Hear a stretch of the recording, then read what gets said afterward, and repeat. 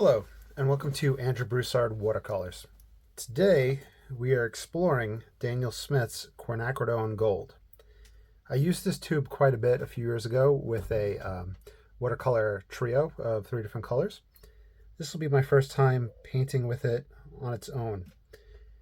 It is a mixture of Quinacridone Gold, PO48, nickel, yellow, so it's 2 different colors. Okay, so in front of me I have a 8 by 15 sheet of Stonehenge, 90 pound. I just coated it with water. It is toned, and we are going to dive in. I'm not sure about the stainability. I'm kind of getting the feeling that it might stain, but we'll see. I also want to explore kind of extreme depth, maybe creating a kind of let's see, Hudson River Valley-esque scene. And the cats have the zoomies.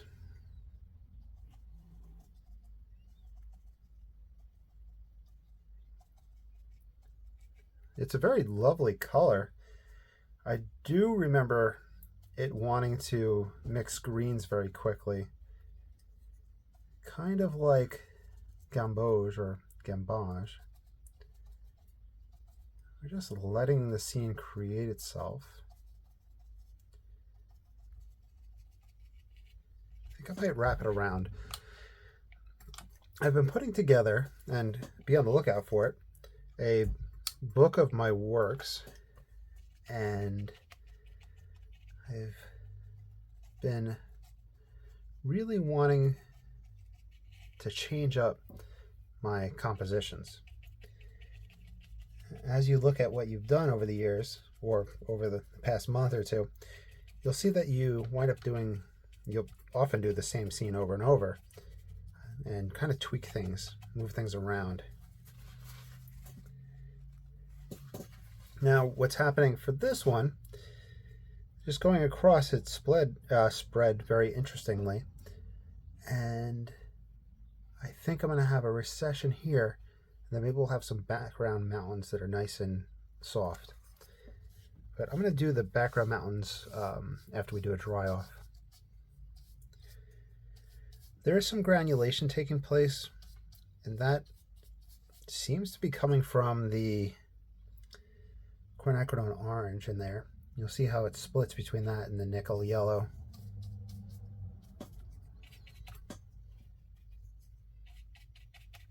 Okay. Just try to flatten out that piece. Let's bring a little cliff right here. Maybe we're coming out, standing up high over something. I don't want it to turn into grass. Just going to push this around with the hake brush. Get some textures. Let's pull that back.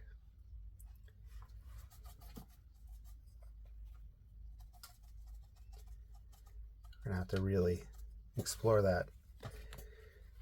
I'm not sure how it will be as a monochromatic, essentially. We do have the 2 pigments in it. There is an interesting separation where it really is pushing kind of red, but it's pretty.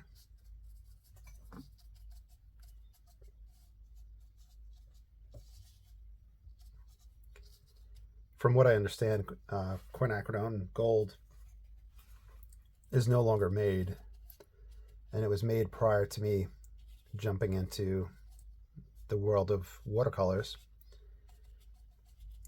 And I think pigments are often influenced by, I think it's the automotive industry, where if you're making pigments for watercolors or painting, you're not producing as much compared to painting a car. So manufacturers will kind of gear towards those guys. I've noticed a lot of kind of, I don't want to say slate gray, but that's probably the best word for it. But there's different tones like a slate green and others on cars lately, and I really like it. I wonder if that'll make its way into the watercolor world, since that's being mass produced.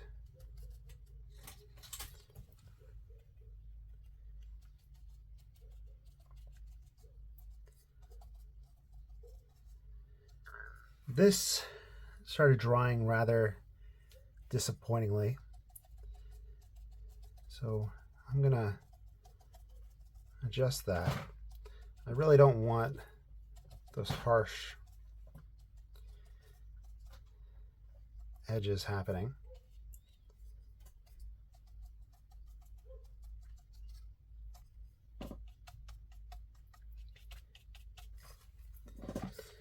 Oh, also, I do want to mention, you are always welcome to follow along.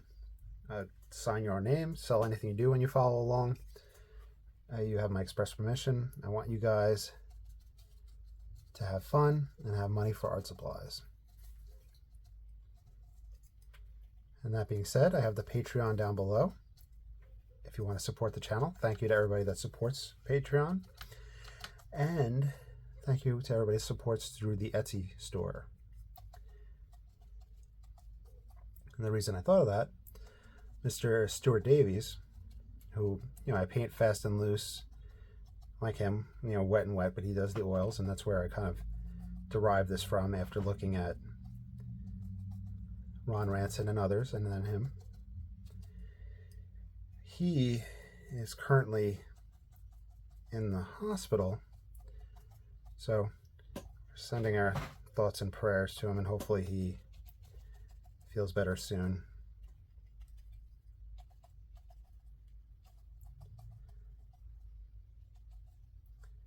Really playing with this hill right here, seeing what textures come through with these brush marks. Maybe some low-lying grass. It'll change the texture, come up with it. And bring that over to the side. Let's lift out a spot for a bright sun.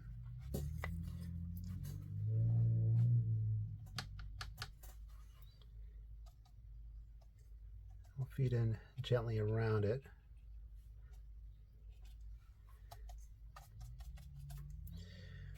It really is kind of fiery.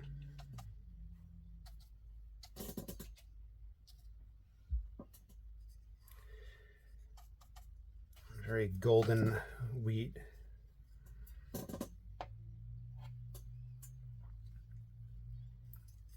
I think we might benefit from leaving this light, maybe with some strong dark strokes through that.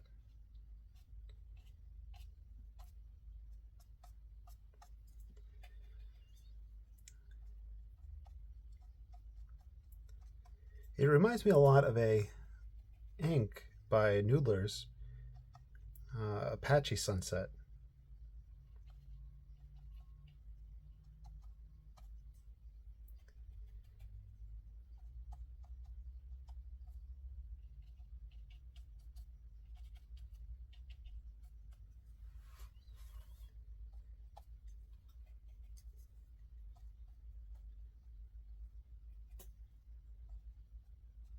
Just some heavier applications.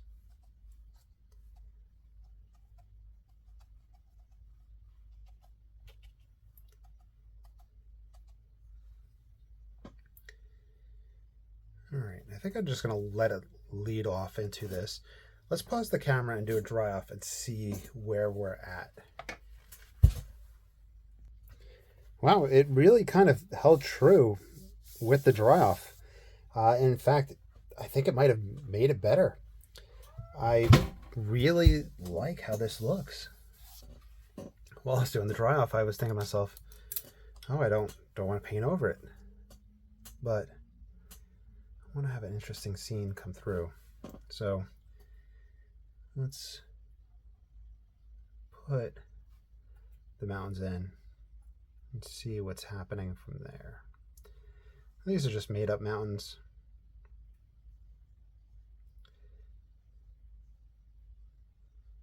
As you know, I used to live on Long Island. We didn't have any mountains there, but when I was in Boy Scouts, we would go hiking and camping. So we had a lot within an hour or so drive.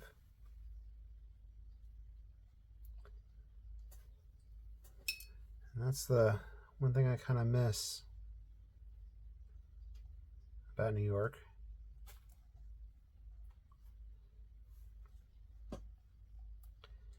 I just can't handle traffic.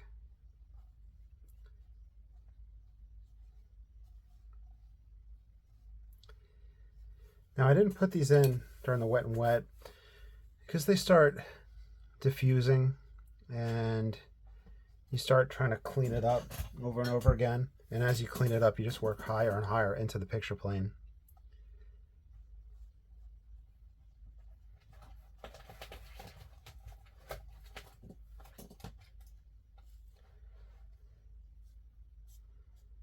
Use the finger to kind of smear it out a little bit.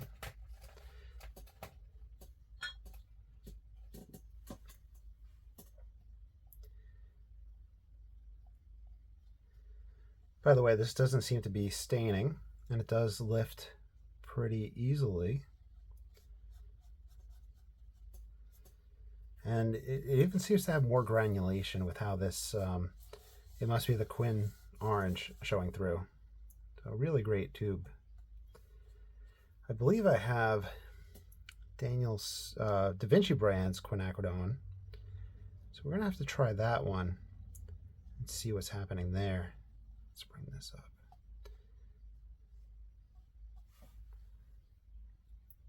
Let's see how light I can get it. Okay, paper towel. Just a smidge.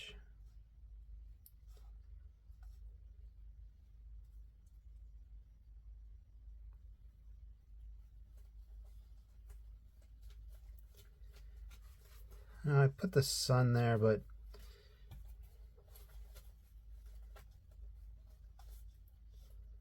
I just want to go throughout. Let's do a dry off and see where we're at. That color is something else. Let's grab the number 1 rigger. Grab a little bit of pigment straight from the tube. And let's just kind of toss in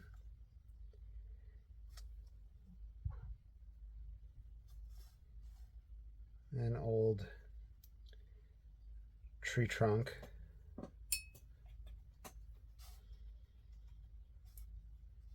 Right here, I might have to go back and forth. I'm putting it down so heavy.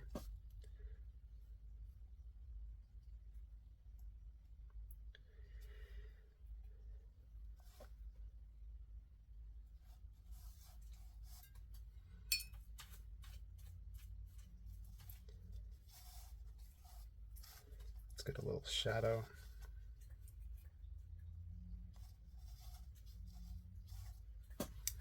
Guys, what you chewing? Hammy. It's cardboard, bud.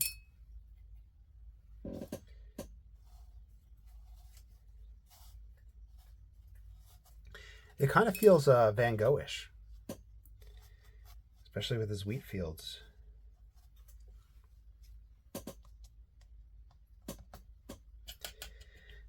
I feel bad saying this, but maybe I should make kind of a clickbaity title. The one pigment to use, or the one tube to use if you want to paint like Van Gogh.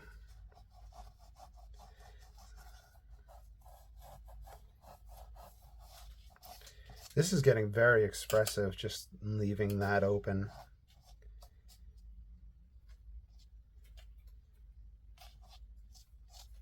I'm gonna bring this across, let it layer on top of that background one.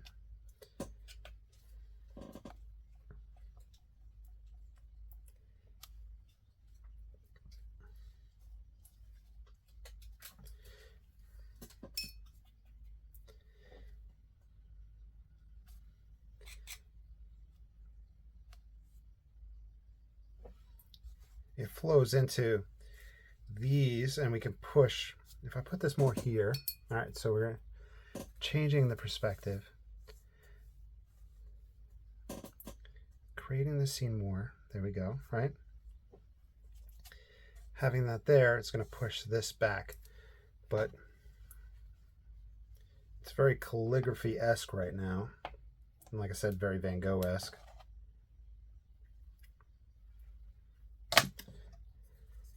Let's make it Broussard-esque, or make it how the viewer wants it. Whenever you guys paint along.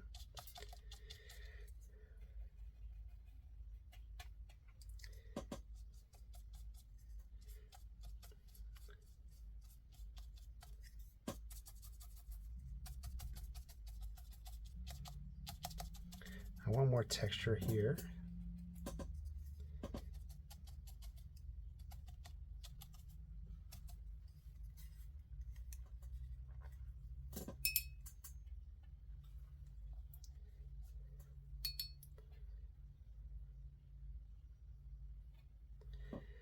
And we'll do a dry off and we'll see how it looks there. All right, there's a few things I'm going to do off camera, but I'm going to stop it here. I hope you enjoyed. Please like, subscribe, follow, and let me know down below if you've used this Quinacridone Gold. Y'all take care and have a great day.